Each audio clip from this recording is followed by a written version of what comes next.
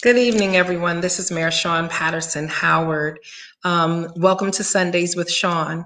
We have a special guest tonight, Maureen Walker, who is the former Comptroller of Mount Vernon. She was Comptroller here for 25 years, who is a certified public accountant.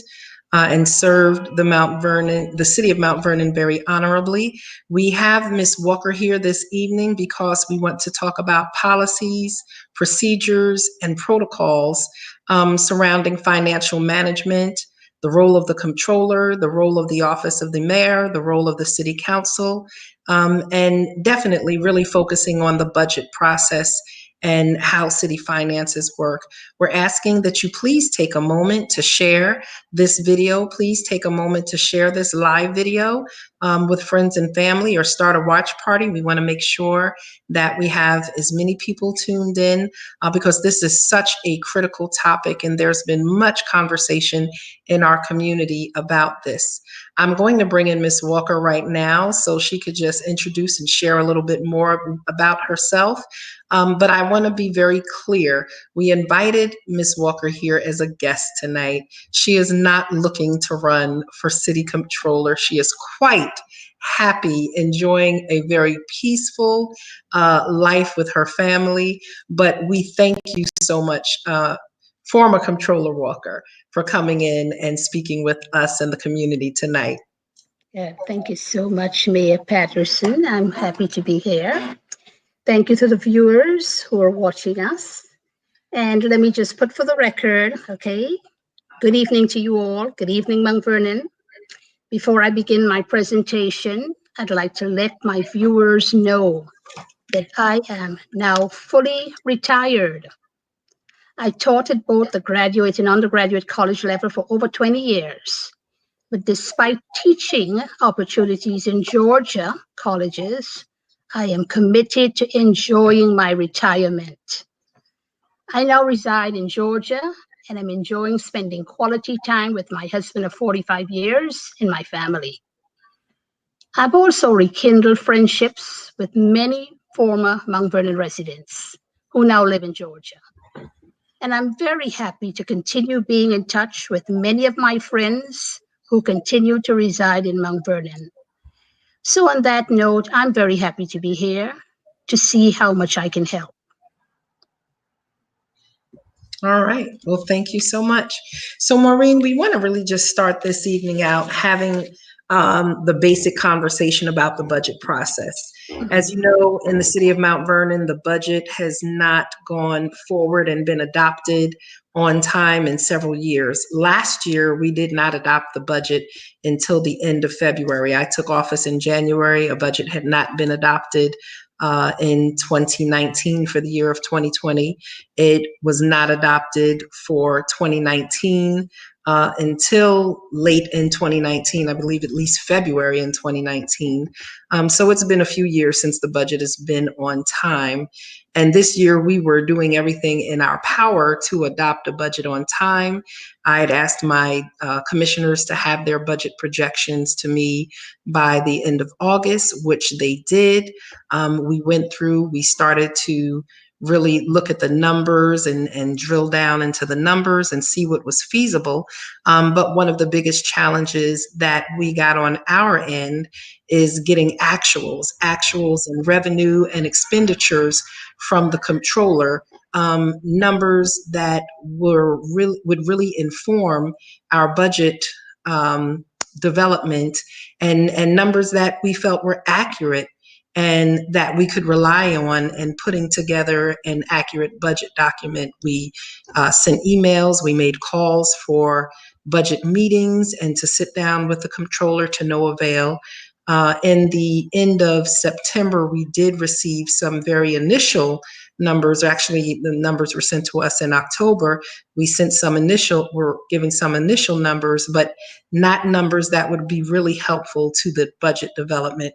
So if you as having served as comptroller for 24 years, can you talk to us about the budget process, the role of the mayor's office, the role of the city council, and most importantly, the role of the comptroller in the development of the budget? Okay. When it comes to the budget preparation, It's never clear as to who's to navigate and who's to steer. You have the mayor's office, the controller's office, and the city council, right, who should work together in order to prepare a financially balanced budget. Mhm. It starts with the controller's office. Throughout the year, the controller's office manages the budget of that year and of each department, just to ensure that spending does not exceed the budgeted amounts. And if spending does exceed the budgeted amounts, you have the option of transferring funds by legislation passed by the city council. As we all know, a budget is an estimate of revenues and expenses. So it's not set in stone, can be changed from time to time. So I made a couple of notes just to, walk you through in terms of every month what should happen.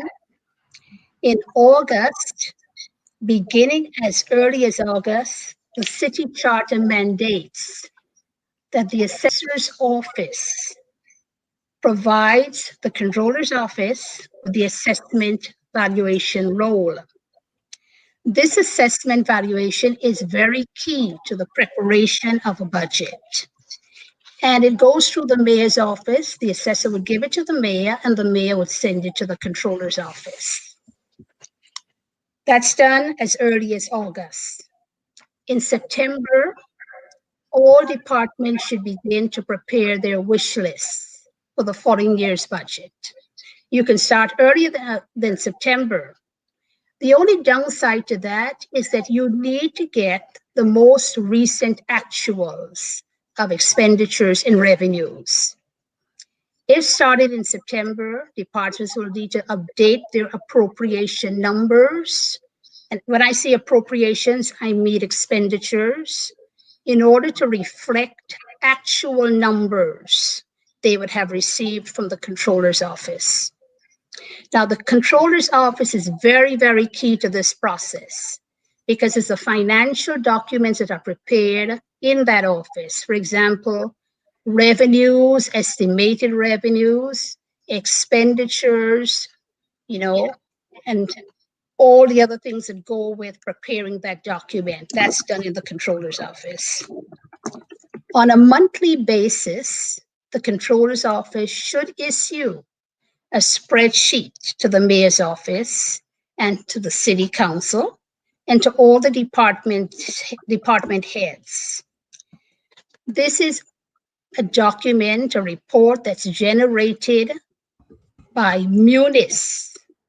And this report should detail all the expenditures, what's budgeted, what's actually expended, what's left, what's over expended, and balances that are unexpended. That gives you a clear indication as to how much money you have left for the rest of the year. Now, Madam Controller, if I'm going too fast, let me know. Or if you need, additional clarification, just stop me and let me know. Okay? No, I'm fine. I'm familiar with the process. I just want to make sure we have an experienced controller explaining the process to the people. So on the basis of each department report, they can now begin to prepare their departmental wish lists for the new budget year. Once these requests have been fulfilled, a budget or budgets, and I say budgets, can now be developed. And the only reason I can say budgets is because sometimes the mayor prepares a budget, sometimes a controller prepares the budgets, right? And then you'll hear terms like the dueling budgets. You remember the dueling banjos in the movie Deliverance? Well, sometimes you get the dueling budgets. Apart from that, once the controller and the mayor have decided, okay, we need additional information to prepare the budget. In October, as early as October, the mayor and the controller will exchange requests letters for financial information pertaining to the budget. This is a letter that I would send, well, when I was controller, I would send to the mayor, and I'll tell you what are the components of that. And then the mayor would also send me a request letter requesting stuff. The controller will request from the mayor appropriations, which are the expenditures for each department. Remember, the mayor is the head of all the departments, except the controller's office. So the mayor will compile all those expenditure requests or the wish lists that may have been started sometime in August or September and forward that to the controller. The controller, the mayor in turn, will request from the controller to provide her or him things like estimated projected revenues, salary details for each department, state retirement system numbers, health and dental benefits, employee benefits, principal and interest on the debt that is owed by the city, contingent figures, social security expenses. Now, as you can see from the list, most of that information comes from the controller's office because that's the finance department. So the mayor is not in a position to complete a budget without that information. That's key. Those are key items that must be provided to the mayor. Once that has been provided, then there are other components such as, and I'll probably get to that, fund balance, which is, as you know, is a key component of the budget because that is available.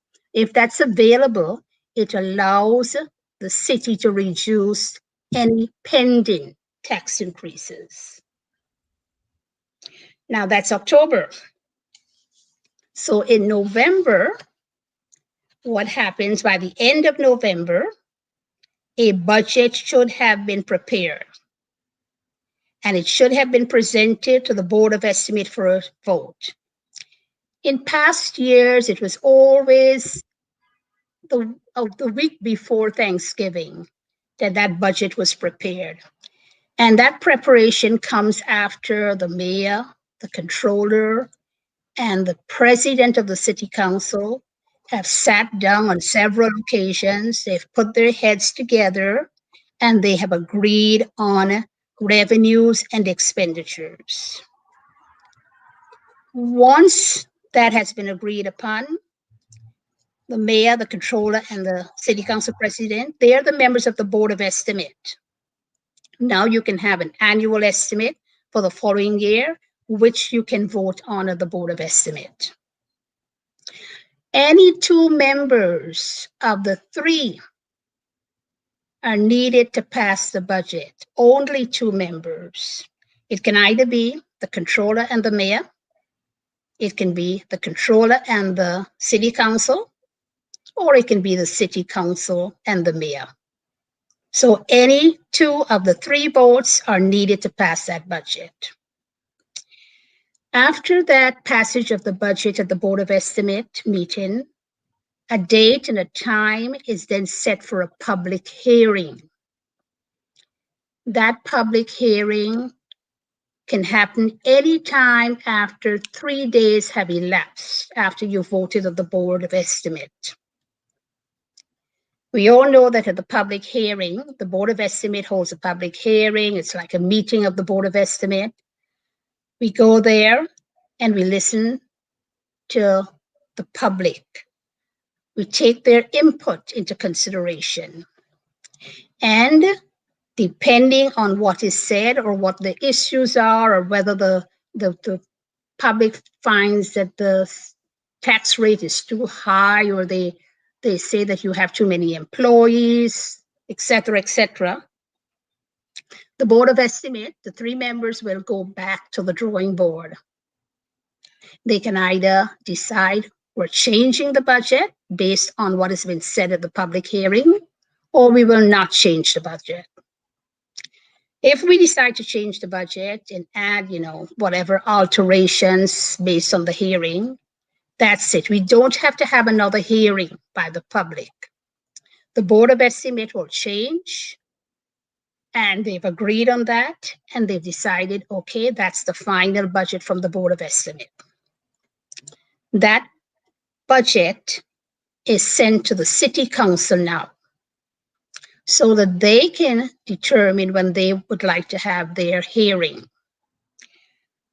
Once the City Council gets that budget, they can have a meeting, and then they will set the date for the public hearing, the City Council's public hearing. This is done in December, and normally, except I guess the last 3 years, this is done before Christmas. So at this point, the City Council can only, and once the City Council gets the budget from the Board of Estimate, it's very clear that people understand that they only have limited options. The City Council can only change expenditures. They cannot touch revenues. They cannot touch debt service. They cannot touch salaries. They can only cut expenditures. And those expenditures are not salaries that they can touch. So if they decide that they would like to amend salaries or amend revenues, that budget goes back to the Board of Estimate. The Board of Estimate is the only authority that can make changes to the full budget. If the City Council decides they're not going to touch anything, it goes to public hearing. They have their public hearing. Okay, they're satisfied with their public hearing. After all adjustments have been made by the Board of Estimate, then they can vote on the budget. That's the final vote that they will have. It doesn't go back to the Board of Estimate for a final vote. The City Council has that final vote. As I said before, if they would like to change anything in terms of expenditures, which are appropriations, they're free to do that. And then they can vote on the budget. It doesn't have to go back to the Board of Estimate. The only time it goes back to the Board of Estimate is if they intend to change or to ask for changes in revenues and in salaries. Once the City Council votes on that Board of Estimate, the Comptroller's Office now has the authority to begin preparing the tax bills to be mailed out to the homeowners and business owners. And that's basically the budget process in a snapshot. I haven't quite told you what are the components of the budget. What are the key components? But I guess later on we can talk about that. Absolutely. Okay. So, one of the budget was not adopted until the end of February this year. And then COVID came about 2-3 weeks later and the city shut down. But we went through all of those processes, as you stated. We went through them as we were supposed to go through them. But unfortunately, the Comptroller said it was the mayor's budget and no one else's budget. It was the mayor's budget. So traditionally, one of the biggest challenges we had this year was the adoption of salary resolutions. The salaries that were passed in the budget and voted on by the Board of Estimates, sent to the City Council and voted on, and that budget was adopted. The salary resolutions, to put those salaries into place and then to initiate step increases or anything that has been negotiated with the unions. In Mount Vernon, as you well know, we have the Police Benevolent Association, we have the Local Association of Firefighters, International Association of Firefighters, Local 107. We have Teamsters 456, and we have CSEA. And so, the overwhelming number of our employees here in the city of Mount Vernon are union. And so they have their contracts, which have expired several years ago, but based on their contracts, they still receive step increases and grade changes depending on what departments they're in. Who usually prepares those numbers for them to go into resolution to come to the Board of Estimate? That's a financial document, and as such, step increases, as we know, step increases are increases defined in a resolution, as you said. It's prepared by the Comptroller's office. And then it's passed on to the City Council and the Board of Estimate for a year, on a yearly basis for a vote. But the numbers are prepared in the Comptroller's office. The Chief Accountant, the Comptroller, and with input from the Payroll Department, we would go over step increases. The Chief Accountant is key in this process. And then he would have me review it, okay, second eyes, and we'll go through it thoroughly. Once that is done, we ask for assistance from the Law Department, who would type the resolution. Once that resolution is typed, it comes back to the Comptroller's office. We again review it. Then once we're satisfied with that, it is sent to the City Council for adoption. Once it goes to the City Council for adoption, then it goes to the Board of Estimate for adoption. The step increases resolution includes, as you said before, all the union contracts. It also includes Water Department, the Water Department members, and CSEA 456, local fire, police. Okay, all those departments are in that, but it's done by the Comptroller's office. So one of the challenges that we had this year is that Comptroller Reynolds refused to perform this function. Her office, the chief accountant, the payroll department, they absolutely refused to perform this process. And so the development of these numbers was pushed back on my office. And of course, my chief of staff, Darren Morton, if you can send him in now, Chief Morton, in conjunction with our HR department, Ms. Holly, they really dug in and worked through those numbers. And of course, they went back to each of the departments. Now, that was a painstaking process. It took a lot of time. It took a lot of research. And it probably would have taken, 10% of the effort that the administrative staff had to put in it for the Comptroller's office, for the finance office to perform that function. That is where payroll is done. That's where these numbers are kept, and they have all of the calculations and the formulas. Right. It would have been much easier, much more efficient. I agree with you with that. But it did not happen in that place. And that is one of the challenges. And so when it came to our police department, as well as our fire department, it took months for them to receive some of their step increases from step 2 to 3 or 3 to 4 or 4 to 5. And definitely steps 4 to 5 are very significant. For some people, and their step increases were supposed to come last October, before I took office in October of 2019. So this was even before I became mayor. Many of our police officers and our firefighters did not receive their step increases that were from their contracts. Some of them, it took up to 10 months for them to get. Now, again, that was pre-Shawyn Patterson Howard administration, and that is a function that is supposed to happen out of the Comptroller's office. That caused a lot of a great decrease in morale from police and fire. And then the CSEA and Teamsters 456, they still have not received their step increases. We did those numbers. She also pushed those numbers back for the administration to do. And so the morale of the staff has been challenged because there's a difference between people being greedy and people asking for what has been negotiated and what they deserve when they come to work every day and do their job. So yes, Jen Master Giorgio, like she said, she's in 456 of CSEA, has not received their step increase. And we're at the end of the year. So that's one of the challenges that we have, yet people show up every day. There are also departments that have not received their overtime. And in this last check, they just received their holiday pay. But yet, the Mount Vernon staff continue to show up day to day.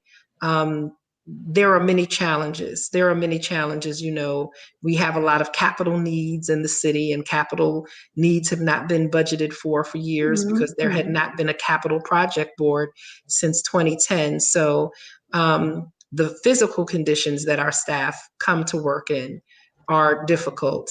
Not receiving your pay and your step increases is a challenge. Not having a contract is a challenge.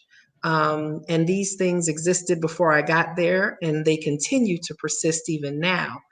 But we're really trying to work The through it. the step increases are always prepared, as I said, in the controller's office. And any document that has numbers and financial information, always prepared at the controller's office. You know, as I always say, the quickest way to lose power is to give up power. And when you're not going to prepare those documents, right, it's the quickest way to give up your power. You know, when we talk about capital projects, I think you mentioned that there hasn't been a capital project board since 2010. But if I can remember, we have purchased capital equipment since then.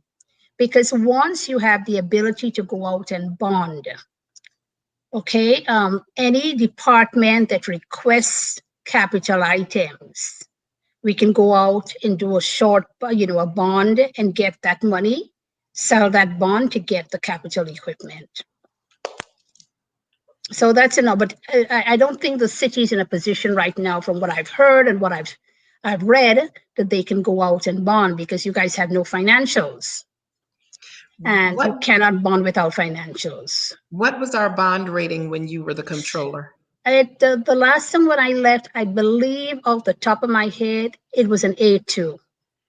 Okay, so a double A. We've had pretty good bond ratings. We have, because we've been very fiscally conservative when I was there, in terms of how we spend money, in terms of what we bonded for, in terms of getting grants to buy equipment. And the planning department was very instrumental in helping us to get funding for some equipment. And even the police and fire on their own were very instrumental in getting funding to buy pieces of equipment. Yes, so we've worked very closely this year and the end of last year with the Urban Renewal Agency, which has been able to utilize some of the federal HUD funds to go out and make purchases for fire trucks. Unfortunately, this is money, again, we almost lost because for the past, I'd say probably since February of 2019, since February of 2019, the Comptroller has sent several $1 million of funding back to HUD that's been transferred from HUD and been approved by HUD, sent to the city of Mount Vernon through wire transfer, as you well know.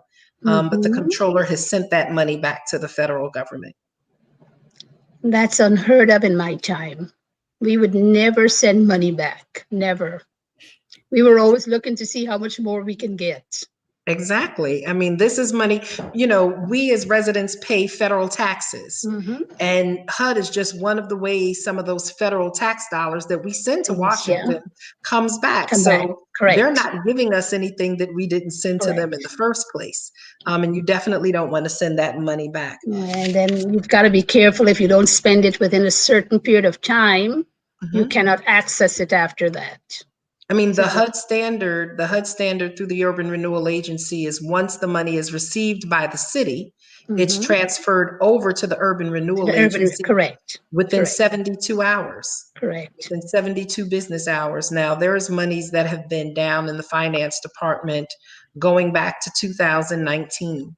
Wow. That have not been transferred. Over to Urban Renewal. We owe our vendors hundreds of thousands of dollars. And, some of this money is for rent for people who are homeless, veterans, have HIV/AIDS, health issues and challenges, mental health services, job training services, domestic violence services, prison reentry services, food programs, Mm-hmm. college scholarships. These are the types of monies Wow. that are being sent back to the federal government that have been allocated to the city of Mount Vernon. And right now, we've been having a challenge receiving into the city the COVID monies that the federal government has allocated for Mount Vernon, several $1,000,000 that will help with eviction prevention, homeless outreach, purchase of ambulances, help to small businesses. So these are some of the things that we're dealing So with. has that money started to flow to the city as yet? Well, unfortunately, back on January 17th, the Comptroller wrote a letter to HUD stating that she did not want HUD to send money through her office to the city of Mount Vernon, and they had to create another way. As you know, the Urban Renewal Agency for entitlement monies cannot be the recipient, only for competitive monies. So we Right, rearranged right. some of the grants to come directly to the Urban Renewal Agency. But there are other entitlement funds that must come To to the an city. account that has the city's City's tax employee ID. identification number, the tax Mm-hmm. ID, as well as the city's DUNS number. So Mm-hmm. through legislation and in partnership with our city council, and legislation was passed there. Legislation was passed at the Board of Estimate to open up an escrow account through the city Correct, clerk's correct. office Okay. to receive these monies to come into the city, so that our residents and our businesses who are hurting terribly Mm-hmm. could Can have access. experience the benefit of these federal funds. Mm-hmm. Unfortunately, last Thursday, the comptroller went to the bank and is trying to interrupt those funds and get that account closed. So she's asked for monies not to come through her office. She's asked for us to receipt these monies a different way where her office is not involved. We did that through the proper legislation, everything being very transparent, being done properly and in the public eye. The federal government has approved this account, and we have started receiving some of the monies through it. But the comptroller, on her own, went to the bank and tried to gain access to the account so that she could stop the funds from flowing through that. We have our incredible Chief of Staff, Dr. Darren Morton, here on the line right now, and in our conversation. And I'm going to bring him in a second. But one of the things that we want to talk about is what is the process for closing the books at the end of the year, and why is it very important to close the books annually, even if you haven't been, you close the books before an audit, but what is the process of closing the books, and why is closing the books so important? Okay. By the end of the year, because you've been given a budget to use in terms of your expenditures, in terms of how much revenue is going to come into the city. From an auditing point of view, at the end of the year, the controller's office, the chief accountants, the accountants, myself, we would sit down, and there are certain journal entries that must be done. Now, I'm going to be talking from as though I'm teaching the class, because that's what I'm used to. So bear with me. So we do many journal entries in order to close, for lack of a better word, close the books. Because you want to know, and the auditors would like to know, this was the money that was budgeted, this is how it was spent, this is how much was spent, what was left over. Now, when we have the report from Munis, every month you have that report that's supposed to go to the department heads and to the mayor's office and to the city council. You should see in your lines what was budgeted, what was spent, if you have any overages, I said, if you overspent, or if you underspent in that particular line. At the end of the year, we would ask the controller's office, will ask the city council to do a transfer of all items that were underspent to items that were overspent. because that report needs to be equal. You don't need that report to say, well, you overspent $50,000 here, and in another line, you haven't spent anything. We'd like to take what was in the line where you have money left and put it in the line where you where you didn't have enough money to spend. So it evens up. That needs to be done. The city council needs to vote on that, pass legislation to adopt that. So that when the auditors come, we've done all our journal entries, we've booked all our items for, let's say this is 2020, 21 we're going into. We have booked all our items to 2020. Okay, we've paid all our accounts. At the beginning of 2021, we're going to cut off spending from the departments in February of 2021. Actually, we're saying to them, all the expenses you had for 2020, if you haven't gotten those invoices, if you haven't paid those invoices, if you haven't gotten those bills, please make sure the vendors send them in, because we would like those bills paid against 2020's budget. This happens like early 2021. So at the end of February or even early March, we say there's a cutoff line, guys. Any bills that haven't come in from any vendors will be paid against 2021's budget. It's important for us to do that because the auditors are coming in. We have to prepare the books for the auditors. Auditors, your external auditors, don't prepare your books for you. You have to prepare the books and have them ready so that the auditors now can go and review the financial status and all the accounts in the city of Mount Vernon or in any city. And so when they do that, then they sit with the controller's office and they do testing on certain items in certain departments. They may choose to do a testing of whether the money was spent correctly.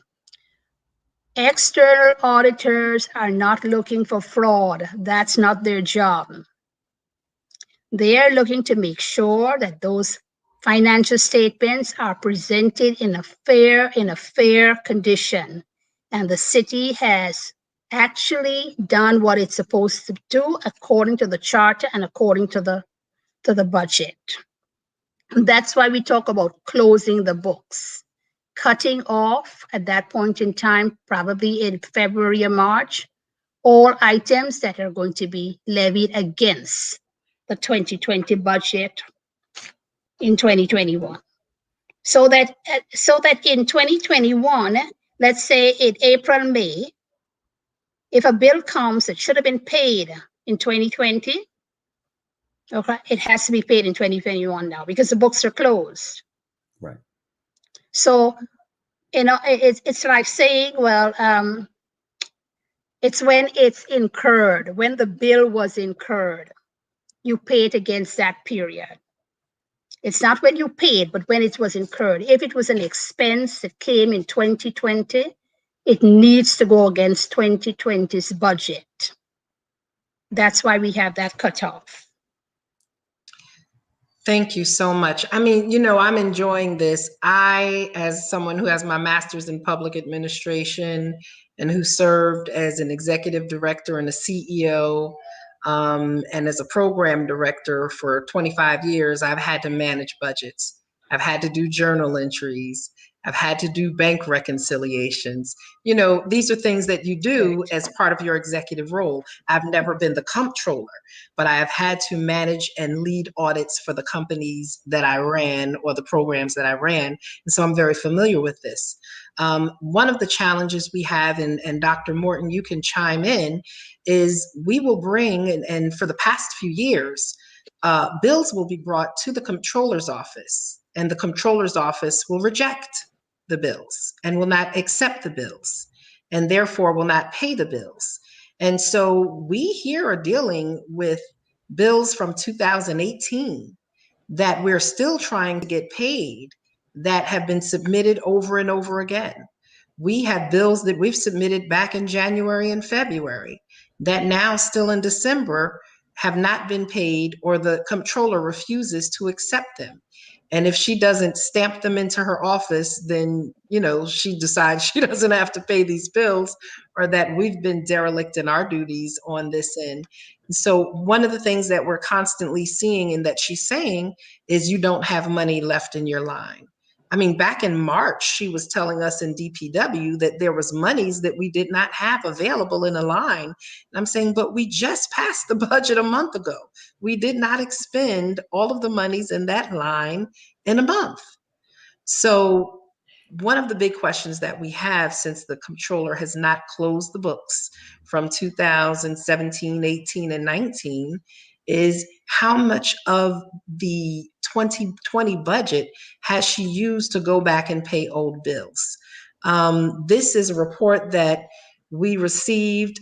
She actually sent it through her attorneys to our attorneys. It's not something she ever gave directly to us. But it says, if you could see at the top, fiscal year January 1st, 20 to December 31st, 20. And that's for this year. Now, if we go down, Malcolm, if you go all the way down to W, there's a company here called Wilson and Chan, which is an external attorney that the city has used in times past. We have not used Wilson and Chan for 2020. So it says Wilson and Chan, they're in New York, New York. And if you could slide over, Malcolm, it says 0. So it'll say year-to-date purchases, 0. We've made no purchases from them. But this number here, $237,608.89, is the amount of money that the comptroller has paid them year to date. Now she is paying these expenses against the 2020 budget. That's the only way that it's going to show up in a 2020 report. So if you see here, it says year-to-date purchases, let's just say for everyone, is $58,437,748.08. Year-to-date payments, $64,233,625.93. That right there is an accounting no. Usually you would see year-to-date payments being less than year-to-date purchases, because that means that we have accounts payables. We might have purchased something, but we haven't paid all of our bills yet. This report, sent from the comptroller, generated by Jennifer Castro out of her office, says that we've made $58 million in purchases, but we've paid $64 million in bills out of the 2020 budget. This is fiscally impossible. Well, you can see one of the reasons is that $237,000 that was paid, right? It's paid against the 2020 budget. Right. And the reason could be that the bill might have come in 2020 when the services were performed in 2019. It could have come in later. So they paid it. The interesting thing here is Wilson and Chan is an external lawyer. And those bills have to be approved by our corporation counsel's office. Correct. And our corporation counsel has not approved any bills to be paid to this vendor. He's asked for details from the beginning of the year on what expenditures were for, and directed the comptroller not to pay these bills since he didn't know what they were for. But yet we have incurred expenses during 2020 for external attorneys, like our labor law attorneys, that she has refused to pay. So she's refusing to pay the bills from 2020 that we know what they are and we've asked her to pay, but yet bills that we don't know what they're for and what services were performed, she's paying, and she's using and taking it out of the 2020 budget. And then also, these are things she should be taking out of 2019, especially since she didn't close the books, and she claims that she had excess monies in 2019. Well, do you know that the books haven't been closed? Do you know that? Or we're just assuming that the books haven't been closed? I don't know. We've seen no Well, evidence of. Okay. I think that that's part of, so that may be a question that we've all been asking, right? Which is, and I would love to have your insight on what is the process, right, for closing the books, because we've not experienced that or had any indication that the books are closed. I think that so what we're hearing, what you're hearing from the mayor is that we are really trying to figure out exactly what is the financial status really of the city, what has been paid that is genuinely 2020, and what has been paid that is in 2020 that is really 19 or 18. And when did the books get closed? And where's the report kind of to demonstrate that, right? None of that which we have. So part of the challenge has been that the commissioners have been requesting for detailed information from the Comptroller's office, which you have articulated, that typically comes with a detailed report of what had been paid out of each one of those lines, which they have not received. What they've received is a reporting that says that the amount that had been paid out from that line and what's available.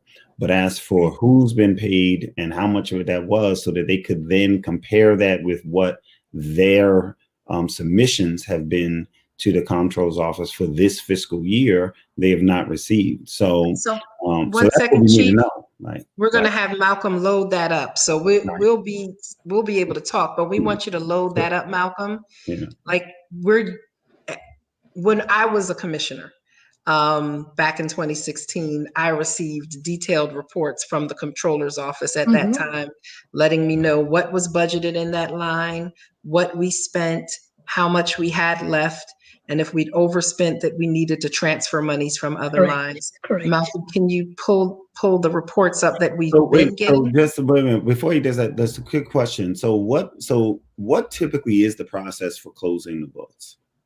Well, the process is making sure that the Comptroller's office looks at the year-end balances, make sure that she asks for a transfer of funds that are underexpended to lines that are overexpended. So as I said, you have that even up of accounts. All the accounts are not in negatives, but they're all in positive numbers, right? And then they will do journal entries if the chief accountants or the senior accountants would do journal entries to correct things or to correct items that were incorrectly booked during the year. Let's, for example, say that particular line item that has $234,000 that should not have been in 2020, but should have been in 2019, right? They will correct that by doing a reversing entry, a journal entry, to put it in its right place. That's part of closing the books. But typically that would then require a referral letter from the Comptroller's office to the city council to make those transfers, and then the Board of Estimates to approve that, right? Yes. So that's why the city council has to approve the transfers. Okay, right. And without approving those transfers, you can't close the books because you can kind of close the books without the transfer. It's just that it's going to look ugly from an auditor's point of view. Nobody wants to see negative numbers. All right, you want to see everything evened up, because if you have funds in one line and you haven't used it, and you don't have funds in another line, the cleanest way is to transfer. And that's why sometimes, if the city council didn't want to do it, we would make sure that the auditors urge them to pass that transfer. Okay. So Malcolm, if you could share some of the reports that we've gotten that we've challenged, and you can take us off screen. We want the people to be able to see. So like you'll see the mayor's office, okay, as of August 18th, 2020, I had 10,000 zero use, 5,269 used with $9,731 balance. I mean, the controller constantly speaks about the fact that we're just spending and running through money, but you can see that we've really underspent. The law department, you know, you're saying that these numbers, we can't be very clear. I'm sorry if I'm stuttering, but it's just so hard when you're looking at a report and you know what a financial report, it says department, account code. It should have the name of the account. You can go back up or stay there, Malcolm. How much, it should have a column that says how much was budgeted, then That's the amount correct. used, and then the amount available. It Correct. doesn't even show how much was budgeted. So oftentimes that means that you're not even putting the budget into the computer so that when you charge things against it, you can have an accurate accounting. Correct. So this report by itself is deficient because it doesn't have enough information. It should have far more information. And so when Malcolm, slow down. So when you go in, and this is the police department, every time the police try to spend money, you see all of this money available. These are based on reports that she gives us.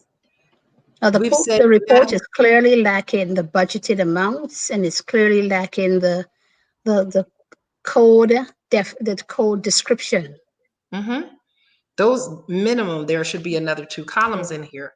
But say there's a number that we don't agree with. We'll say, Madam Comptroller, you say we've spent 20,000. We say we've spent 15,000. Can you please give us details so that we can reconcile our numbers with yours and determine why your number is different than ours? She refused to give us any information greater than this.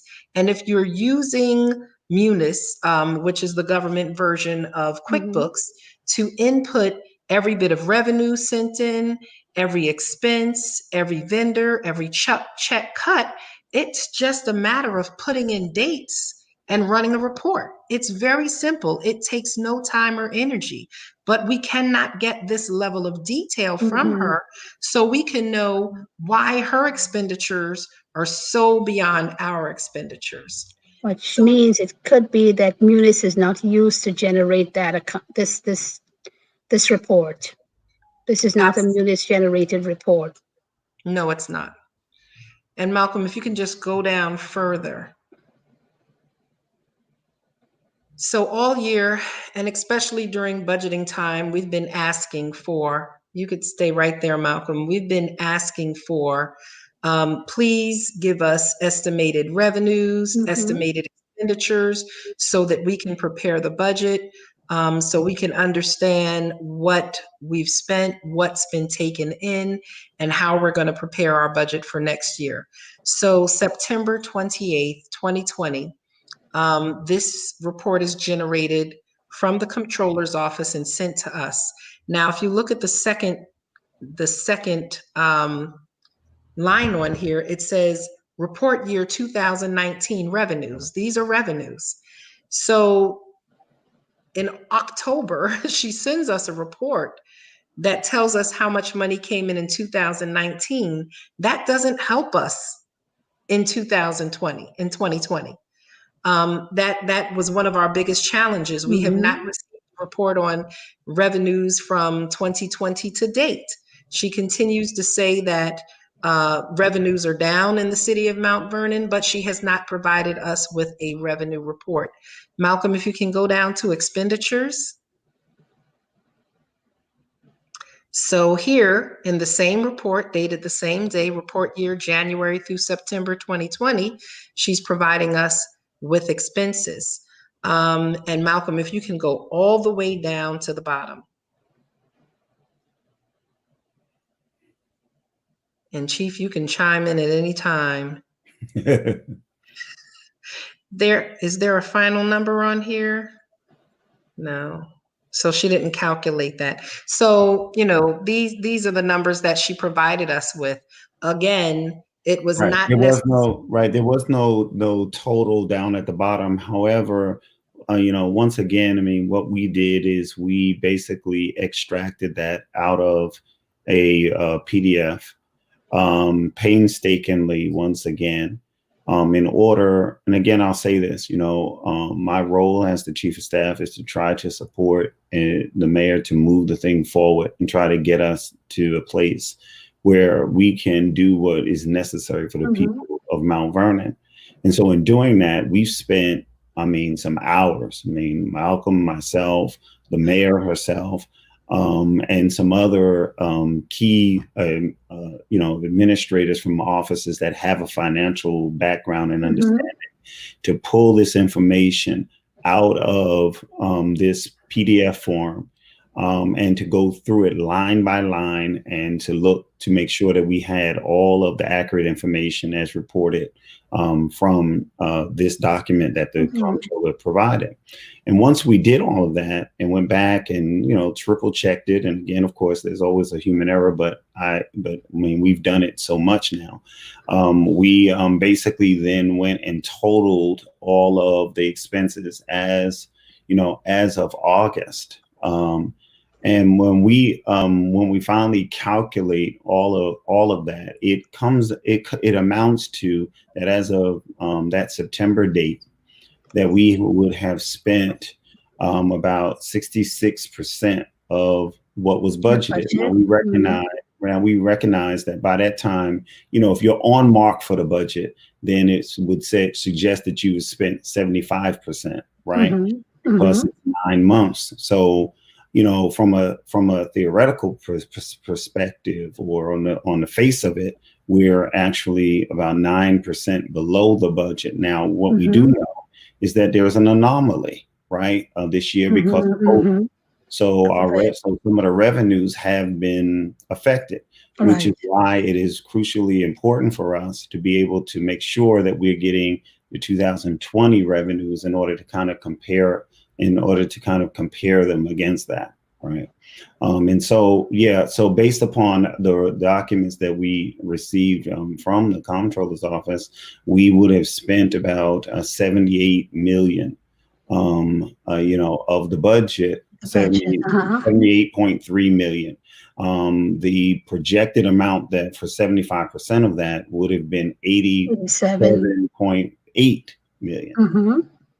On it. And so, basically what we're doing is trying to go through it piece by piece to make sure that we have the accurate information in order to be able to try to prepare a budget. But this is the kind of information that we're receiving. And so therefore it's somewhat of a shot in the dark, In order for you to do a budget, your revenues, you must know year-to-date revenues that you've received. You've got to see 2009. You've got to see 2019 budgeted revenues and what was collected, the actual. You've got to see 2020 budgeted revenues and what you have, the actuals to date, in order for you to go forward to do an estimate for 2021. If you don't have those actuals, it's extremely difficult, because you don't know where your revenue shortfalls are if you don't see the actuals. And so, that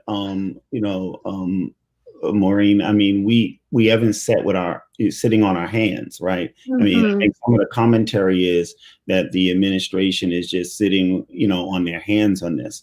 So what we did do is, the mayor asked that we have every department head to give us what they have in their office, right, as it pertains to the revenues that come in, right, and give us all of what they have as their expenditures of the state. We started to kind of put that into this spreadsheet so that we could do comparative analysis, right? But I was a commissioner with you as the comptroller, and you would always say, listen, that's fine, but the department budgets are not the official records of the city, right? And so therefore, we can do that, but we know that there are some potential gaps that are there. And then when we look at it, we realize that there are some expenditures, some vouchers that have been submitted by the department heads that had not been paid up to September that may have been lagging, right? So again, that is probably the case again now in December. You know? So if I can just, because I just want to go back to these numbers from January to September, the end of September, actual expenses, $78,371,181.93. What was budgeted was $87,855,658.50 for a savings, not an overspending, but a savings of $9,484,476.57. So the percentage of the budget spent year to date at the end of September, the end of September means we're 3/4 of the way through the year, which meant our spending should be about 75% of the budget for the year. We are 9% under budget. We're 8% under budget, which comes to $9.5 million almost. The comptroller continues to say that we've overspent our money. We've overspent. We hired 26 people. We've just blown all of the city's money. We've actually saved money. These are the comptroller's numbers. These are the first numbers that we've been able to get from her. And based on her numbers and her numbers alone, you're underspent. It paints a different story than what she's telling us. We have tried to submit all of our bills. Now, what I'm really afraid to see is the revenue numbers. We have brought checks down to the comptroller's office for months. The building department, the fire department brought down tens of thousands, hundreds of thousands of dollars worth of checks. The comptroller has held on to checks for 6, 7, 8 months until they're stale. Stale means you can no longer deposit them. Anyone who has a check that they haven't deposited, after a while, you can't deposit. She will then turn and send those checks back to the departments and tell them to try and go after the money again.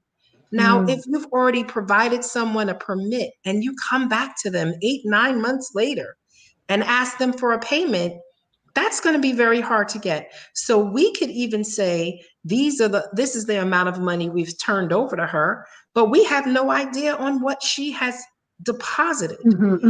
Another challenge with the revenues, the police department, the city court have struggled to bring monies over to her.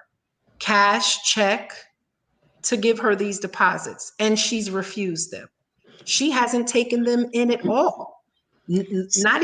She hasn't taken them in, so it's not like she can send them back. She hasn't received and receipted these monies, so they have monies that are sitting to be given to her that she's refused to date and therefore has not deposited.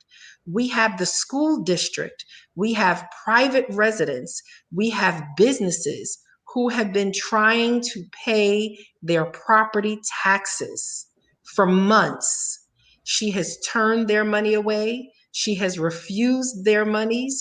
We're talking about millions of dollars, but yet she sends my office and the city council letters saying that the tax collections are down. Well, tax collections and revenue collections are going to be down, A, if you refuse to accept the payments, B, revenue collections are going to be down if you receipt money into your office and you refuse to deposit it. You wait 6 months, 7 months. There were checks that she sent back to the building department in May, monies that had been collected in 2019, again, before I became mayor. So these are not practices that begun. These are not things that she was doing just when I got into office. These are practices that she's had over at least the past year, even before I got here. So these are some of the very, very, very real challenges. It reminds me very much of kind of Trump, where you create a crisis and you create a crisis, and then you can't solve the crisis that you've created. So when she talks about narratives, the narrative of the fact that you've accepted checks, your office has stamped the back of these checks for deposit, but then gives them back to our offices 6 months later. That's unheard of. That the school district has a check for what, 400,000 plus for her that she's refused to give to them. Maureen, in the 24 years that you were comptroller, did the school district ever threaten to take over the collection of the school taxes? Never, We have never. lost. They They have were now, so happy that we were collecting the taxes for them. because the school district is not looking to collect taxes, Correct. but because of her failure to transfer tens of millions of dollars in a timely fashion to the school district, they experienced cash flow problems. They couldn't spend, they couldn't do the business of the school district because their revenue, their main source of revenue, was tax collections that were collected here. So now the school district has taken over tax collections for themselves. This is unheard of. This is unheard of. I want to show you another report. It's called our cash balance, our estimate of. Can you put that report up, Malcolm? If you could just expand it some. Expand that. So again, this comes from the comptroller. This is That's the trial balance. This is the trial balance sheet.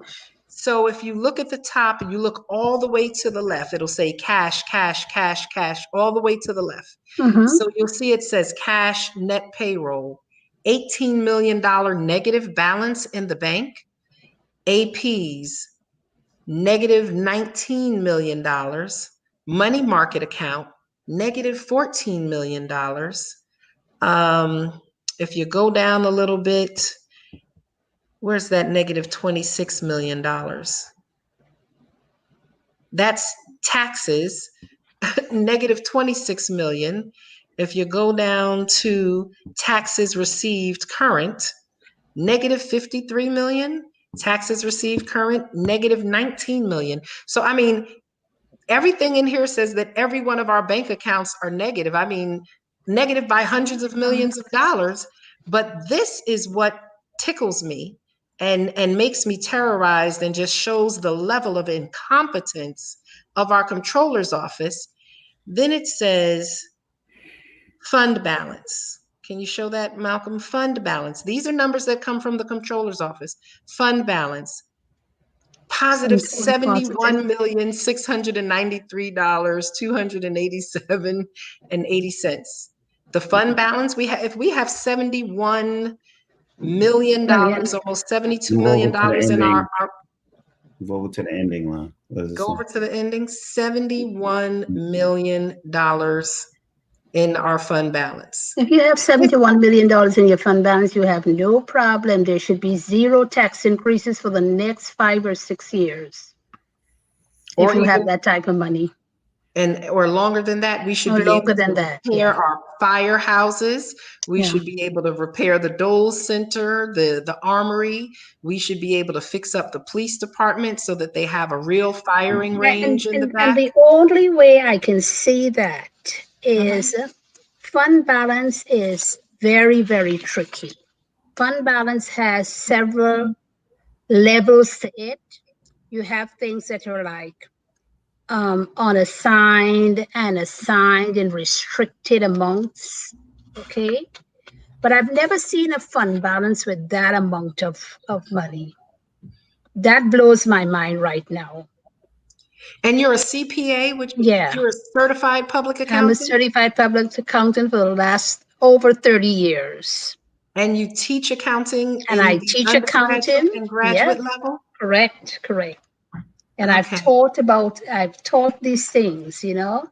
So to have that type of fund balance, it could be that it's a portion of what's restricted for certain items, what's unrestricted, and in terms of restricted, it's assigned for funds that may not be spent because they are assigned for expenses, certain things to happen in the future. For example, in your fund balance, you should have assigned fund balance to pay contractual labor if you have negotiated your contracts, and for things like public safety expenses, right? You can have a huge number there, but not to that extent at all. What is the largest fund balance that you can remember in 24 years of being the comptroller? Let me see. I think I may have that somewhere. I know my last fund balance may have been like 19 million when I left in 2017. At the end of 17, we hadn't completed the 2016's report, but the 2015 fund balance was about 19 million. Yeah, it was about that. Yeah, I'm right. 2015 was 19 million. 14 was 11, 13 was 9. Total fund balance. So for the 7 to fund 1, balance, 7 to 1 blows my mind. I don't know where a number like that would come from.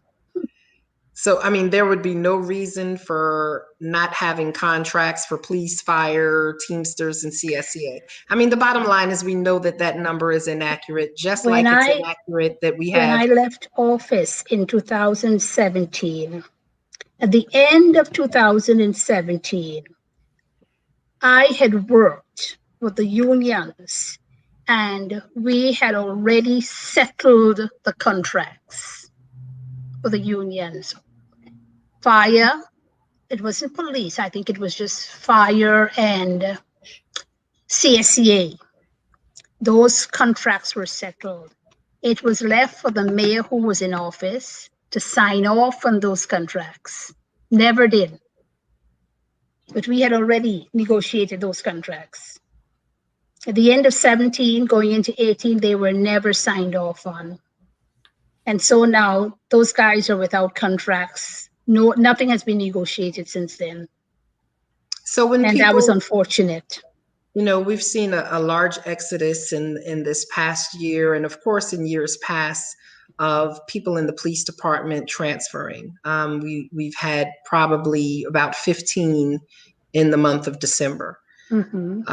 But no contract for 2018, 2019, Right. 2020, and who knows what we can do in the foreseeable future. Correct. Because Correct. we have no information to Correct. even bargain and have that conversation with them. Mm-hmm. One minute I said to the comptroller, I said, well, you know, you said we're broke. And she said, well, who said that? And then the next week she turns around and says that we've spent all of the money and she's operating the city on fumes. And that's why people haven't been paid overtime. So Maureen, one of the biggest challenges that we had in 2019, the comptroller refused at that time, interim mayor, acting mayor, interim mayor, Andre Wallace did not allow him to hire 11 firefighters, to send those firefighters through the academy. We know the academy is about 18 weeks, so those firefighters were supposed to go in November. They would have probably graduated in about February and been on the streets in March. We had 18 vacancies. We had Mm-hmm. 18 vacancies coming into 2020. And so the overtime, you know, when you have 18 vacancies, you have to They fill incur those. overtime. You have to incur overtime. Mm-hmm. You're forced to incur overtime Right. because there are minimum staffing levels Mm-hmm. that you can Mm-hmm. have. Mm-hmm. And so, you know, one of the things she says is that we've blown out our overtime in fire, that we've blown out our overtime in DPW. DPW, we've had over 20 vacancies for the entire year. So just a few months ago, we were able to transfer about $992,000 out of DPW salaries into an overtime line and into a line to purchase some snow equipment. Mm-hmm. As our Commissioner Bush had laid out a snow emergency operations plan. But she has refused to pay the overtime. She has refused to purchase the equipment. And so we continue to work without a proper complement of staff. Our DPW workers are tired and they're not being paid their overtime, and they don't have the equipment that they need to do the job that they need to. They can, I mean, I have to give them a lot of credit. They continue to pull together and weld together broken machines and go out there and get the job done as best as possible, but they're not being paid their overtime. This is a real challenge. And so, as you said, when there are monies that are saved in lines and overspent in other lines, you Right. transfer those Transfer monies. those monies, yeah. As we showed here, as of the end of September, we had over $909.5 million Mm-hmm. in savings Mm-hmm. just through that time. And if we continue to save at that rate at the end of the year, we should have like another $4 million. So if we Mm-hmm. saved 9 million over the first 3 quarters, we should save about 3.5 to 4 million over the last quarter, meaning that we should end the year with about a $13 million savings, Mm-hmm. and not overspending.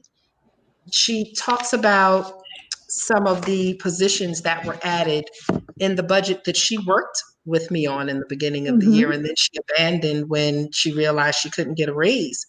Um, we, yes, had in a fifth corporation counsel that year to date we haven't hired. We had in there a paralegal. Year to date, that position has not been hired. We had a DPW watch person in there, position never hired. Motor equipment operators, those positions were not hired. An assistant director for our disabled program at Rose Simon, that position not hired. We had 3 positions available in buildings for code enforcement officers. Those positions sorely needed, all of them very much needed, never hired. We put in the budget the monies which had not been budgeted for our match to the county's nutrition grant that they give us of $275,000. That's match monies for monies Mm-hmm. that we receive. That's not monies that we weren't spending prior. It was monies that had not been budgeted and shown in the budget for the past few years, but were being expended. We put in for a director of neighborhood facilities. We didn't hire that person. We changed the position over to support Shane, who's been our social responsibility director for the city and taking care of and doing all of the feeding programs and the extra outreach that we've had to do for our community since COVID. I think that money, we saved a half of year on that. We didn't hire a youth director in recreation. So we didn't hire a planning commissioner. Our chief of staff was the planning commissioner until March. We're short a planning commissioner. We're short our planning administrator. We're short our senior planner. We didn't hire another person, a senior clerk or the head clerk in the city council office. So we have so many positions that are vacant, and that's why you're seeing such a great savings. And But those because positions were budgeted? those positions were all budgeted. Okay, okay. And even, one of the things that she says is, oh, we gave a huge raise. We gave a huge raise to someone. Yes, Maureen, one of the areas that has been weakest in our city for the last 20 years has probably been management services, insofar as having someone to lead the IT department. And so for the first time ever, I think we've hired someone who is an expert in IT, because the budget doesn't have to come out of management services. That's something that the chief and I and different ones in the different departments have been working on, the finances. And so we decided infrastructure, the IT infrastructure of the city, was one of the most important things that we needed to catch up on and take care of. And with COVID and everything being done remotely, we have to take care of our IT infrastructure. Our servers are 20 to 25 years old. 20 to 25 years old. No one has a computer in their house that's 20 to 25 years old. That, no one's using that. And that's what the city is running on. The IT director, who'd been here for 34 years since he was a college student, Joe, he retired back in May in the height of COVID. And so without having Joe there and not having an IT director, we went out. We hired an incredible IT commissioner. Her name is Dr. Helen Uzmari. And the salary was so low that we had to increase it. It was 115. We were having a hard time getting anyone really qualified for less than 200. We were able to settle on 150. That's more than what I make. Okay. But I understood the importance, the critical importance of an IT director, a commissioner at that time. And so we transferred money from unused position to increase that salary, but not adding any more expense to the budget. So, unfortunately, some people who don't understand finance, the comptroller constantly tries to scare them and tell them they've added all of these positions. They're giving people huge raises. This is incredible. And this is why the city is broke. But yet, again, her numbers that we showed just a few minutes ago show that through September, $9 million in savings. These are her numbers, not my numbers. These are her numbers. So what she says and the narrative that she has painted totally contradicts the numbers that she finally, through her attorney, provided the city.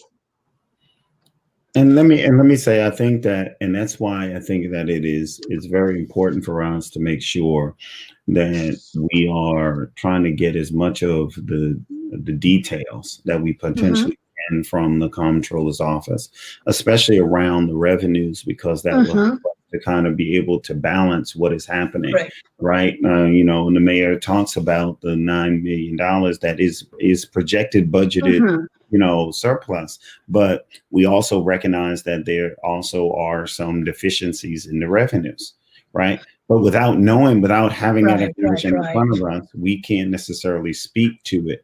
But we recognize that will charge against that, right? And so at the end of the day, it may even out, but clearly the administration has been trying to balance the budget as best as we possibly can with the information, that we have, right? And so therefore, taking from positions that have been vacant, figure out how do we utilize some of that money, but also how do we project what is going to be saved at the end of the year, because we know that there's going to be a shortfall in various areas of the revenues. And so it's not one of those things that the mayor and the team, we have not had discussion. We're having these discussions almost every day with the commissioners about how can they make sure that they cut costs. I mean, preparing the budget for 2021, the mayor asked all of the commissioners to look in their budget and look to see where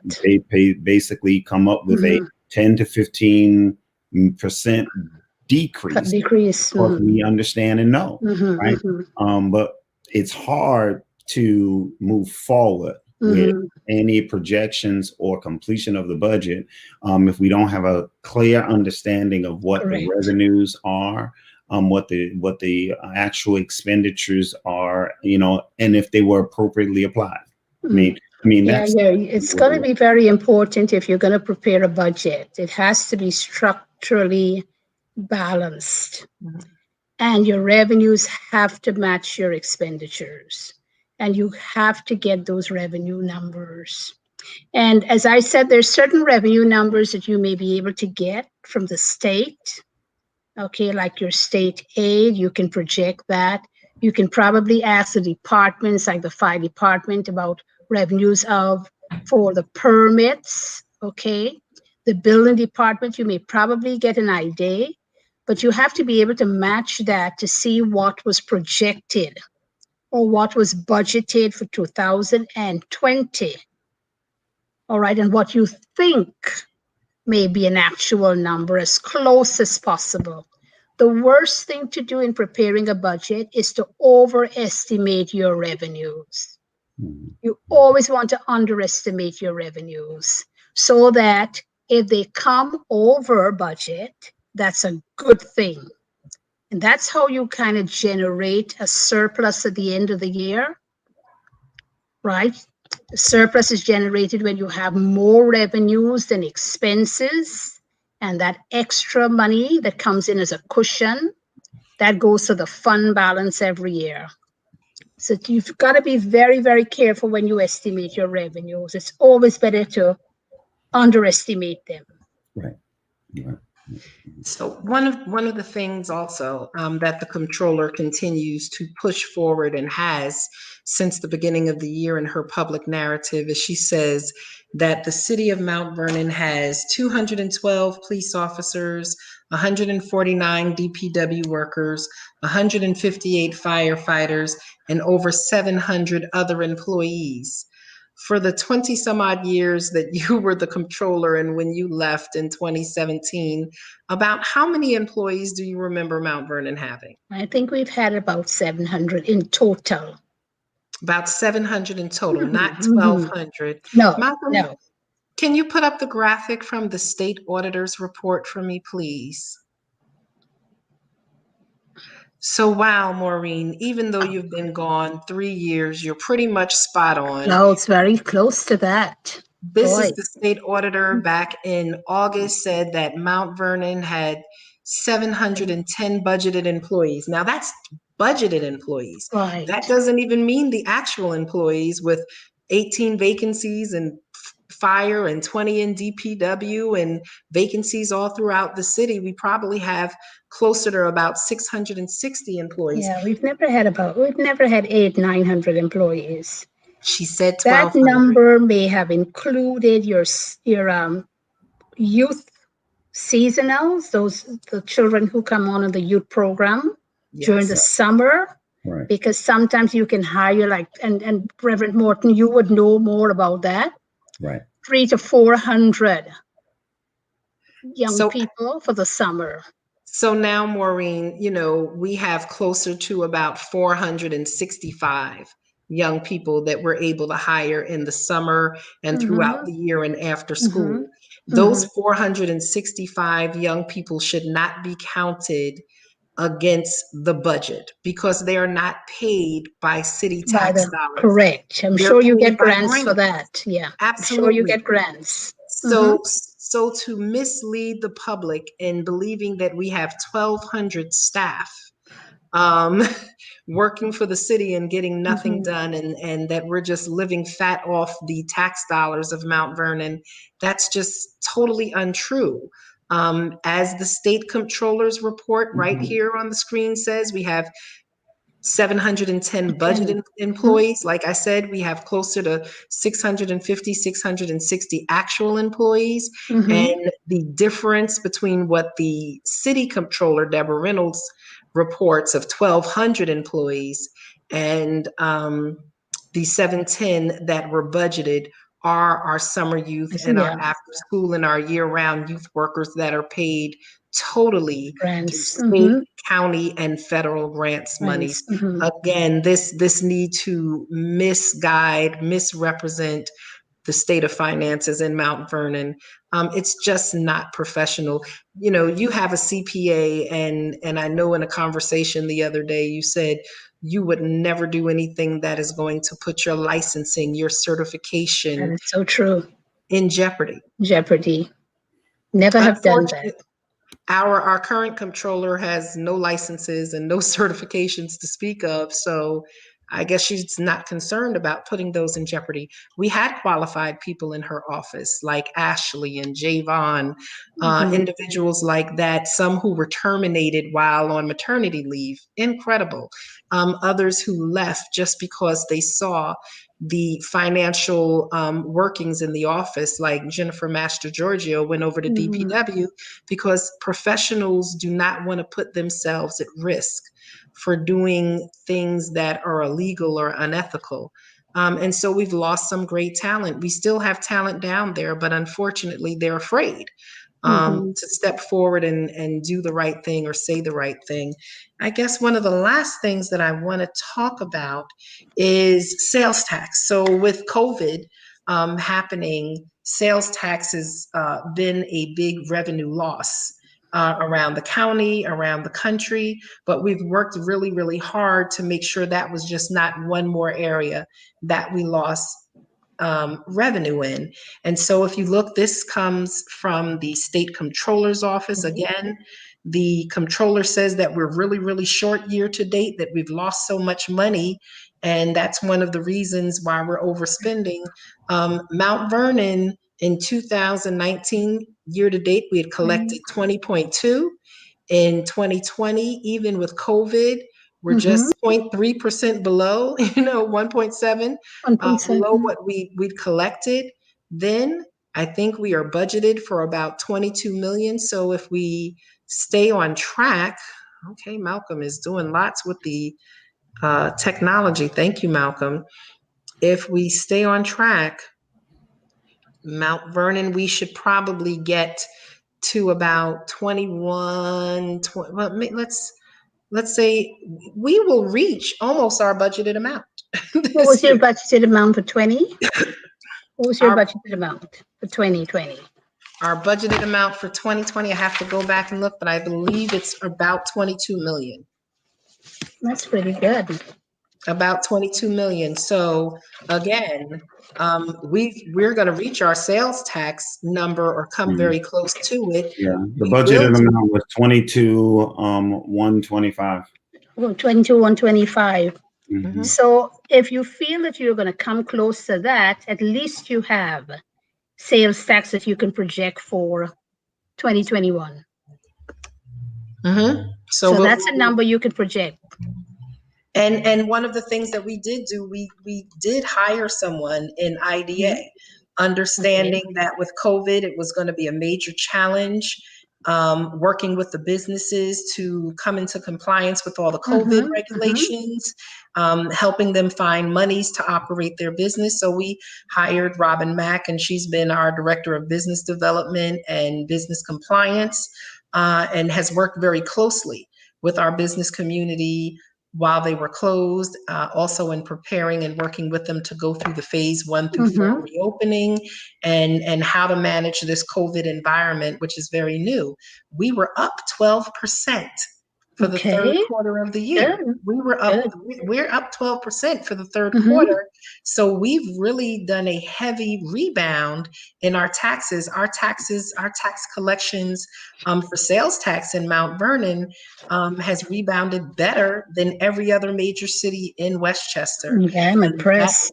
That's the level of work that we've put in. And so we definitely are anticipating a good closeout to the year.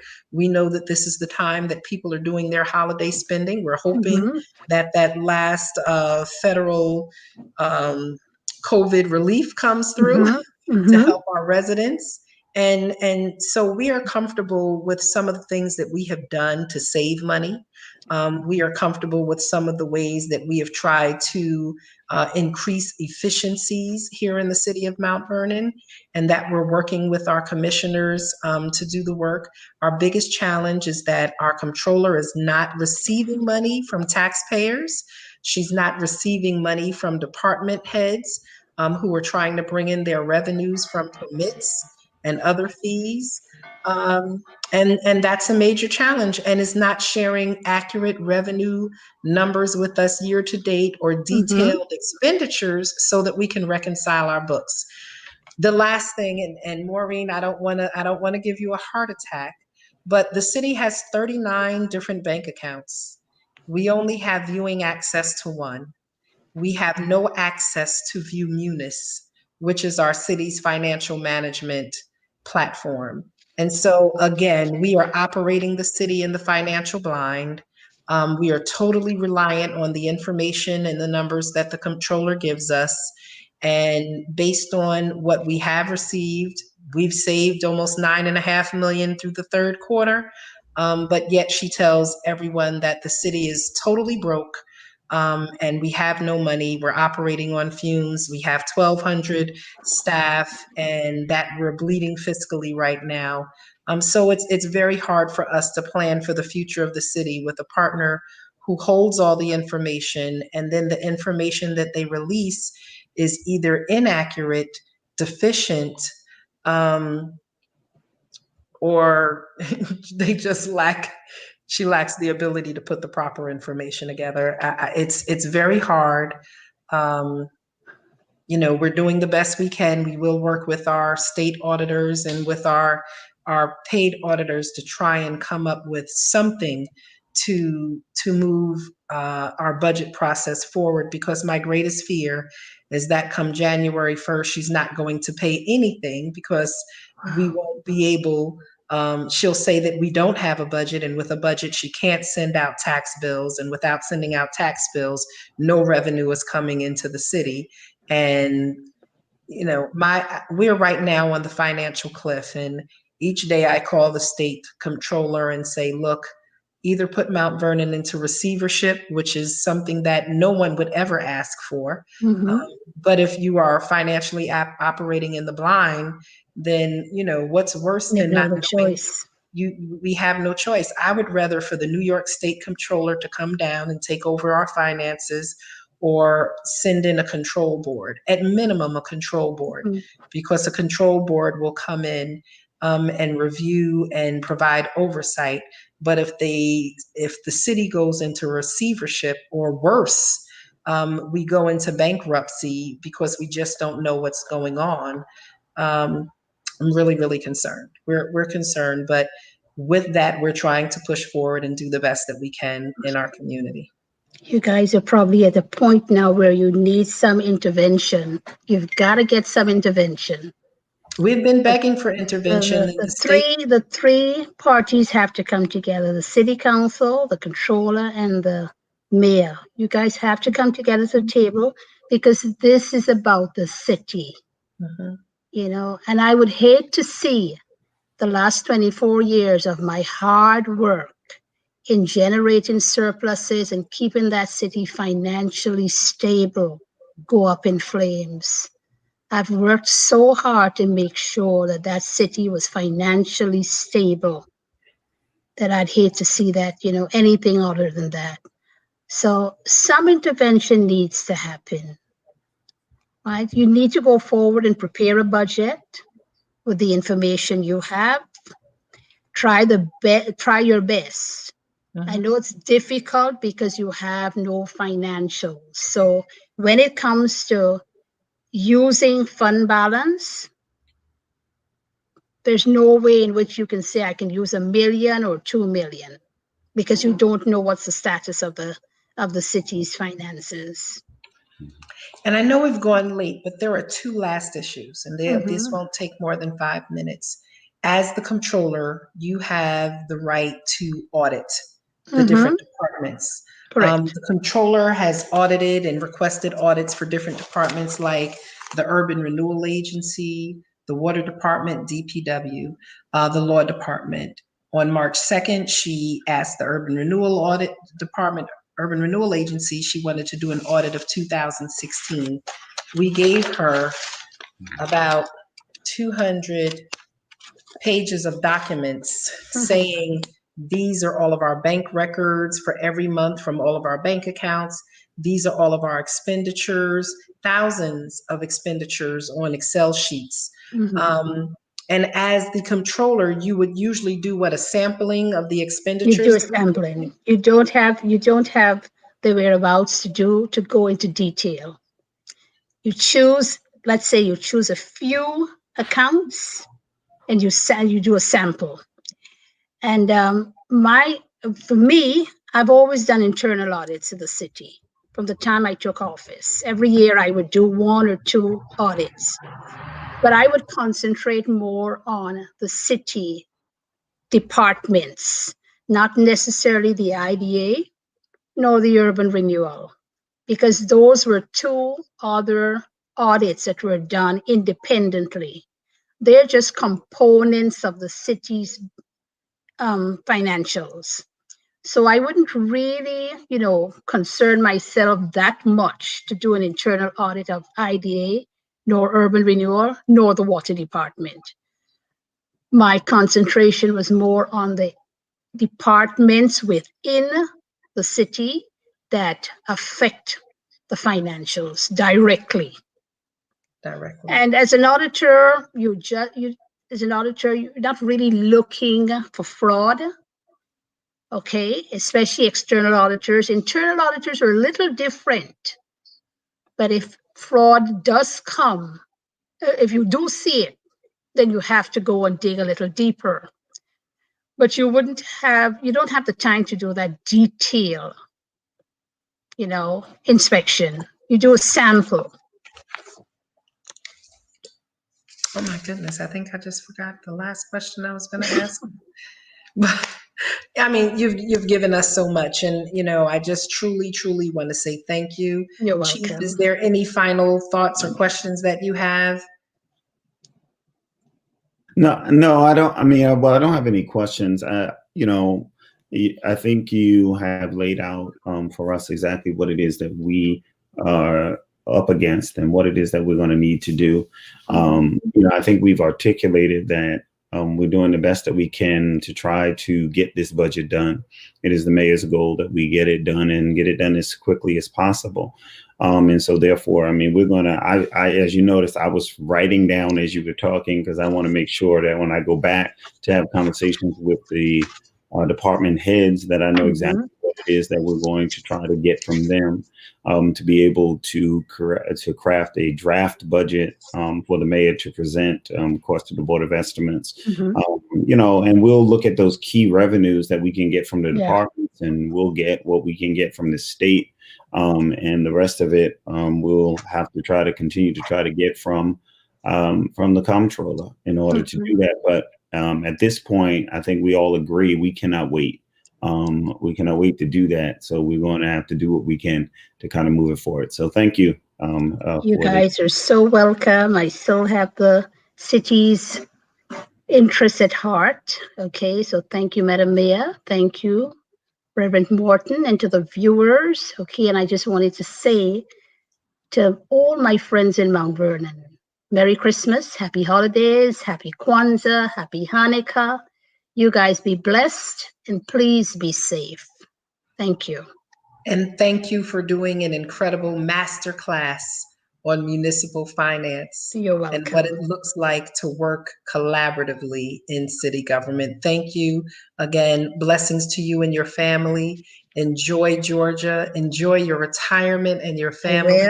And like you said at the beginning, you are not looking to run for comptroller. Not at all. Happily retired, living in the state of Georgia. You wish Mount Vernon all the best. All the best. You've done an incredible 24 years here, and that's good enough, and you've moved on. But thank you for coming back and visiting with us, and again, providing a master class, which hopefully has helped to inform the residents about how things should be done, the relationship between the mayor, the comptroller, and the city council, and the way municipal finance should work. God bless you, Maureen. You're welcome. God bless you guys.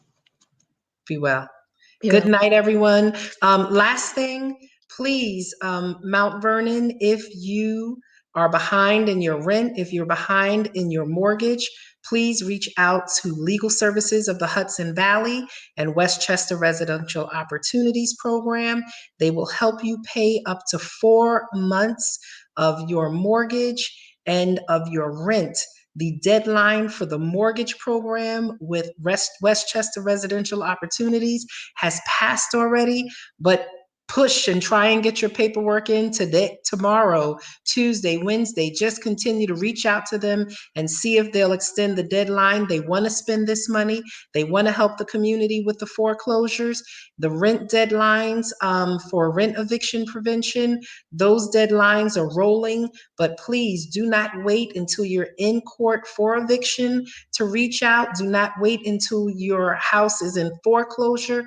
Take advantage of this. There are no income guidelines. You just have to show a reduction in your income during this time of COVID. And so many people at all levels of income have been impacted.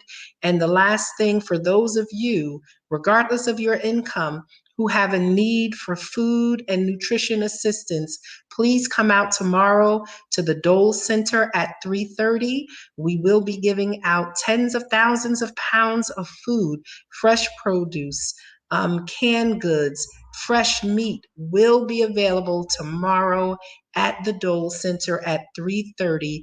Do not let your pride keep you from taking advantage of resources that are freely available to this community. We want to make sure that our families, our seniors, and our children are fed, especially during this holiday season. We know that everyone is working to expand and extend your resources with all of the bills you have. So please do not let pride keep you from taking advantage of help. We love you, Mount Vernon.